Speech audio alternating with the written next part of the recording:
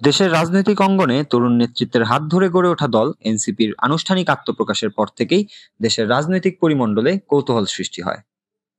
এনসিপির আত্মপ্রকাশের পর দেশের অন্যান্য রাজনৈতিক দলগুলোর মধ্যে এনসিপির সঙ্গে ঐক্য গড়ে তোলার আগ্রহের খবরের পর এবার বিপরীতমুখী অবস্থানে দেখা গেছে বিএনপি ও এনসিপিকে।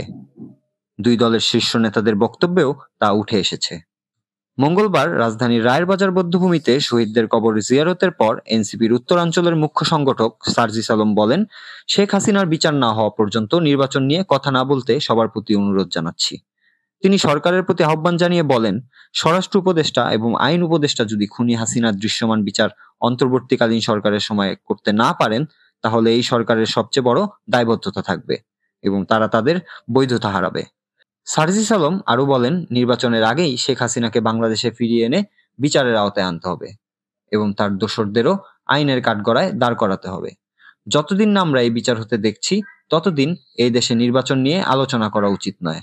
এনসিপির নেতাদের মতে, জুলাই গণঅভ্যুত্থানে যারা প্রাণ দিয়েছেন তাদের আত্মত্যাগের ন্যায় বিচার নিশ্চিত না হওয়া পর্যন্ত রাজনৈতিক অঙ্গনে কোনো চূড়ান্ত সিদ্ধান্ত নেওয়া ঠিক হবে না।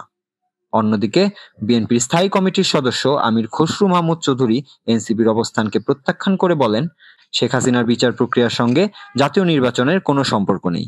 কোনো অজুহাতেই নির্বাচনী ব্যবস্থাকে পেছানোর সুযোগ নেই। জনগণের ভোটে নির্বাচিত সরকারই শেখ হাসিনা সহ তার দোসরদের বিচারের জন্য প্রতিশ্রুতিবদ্ধ থাকবে।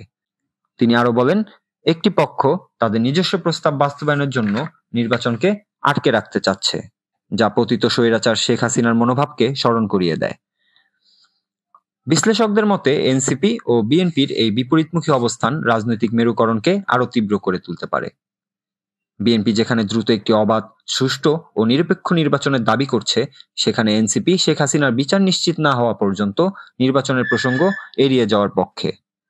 এই অবস্থায় দেশের রাজনীতিতে নতুন মেরুকরণের ইঙ্গিত পাওয়া যাচ্ছে, যেখানে ক্ষমতাসীন সরকারের পাশাপাশি বিরোধী দলগুলোর মধ্যেও কৌশলগত মত পার্থক্য স্পষ্ট হয়ে উঠছে।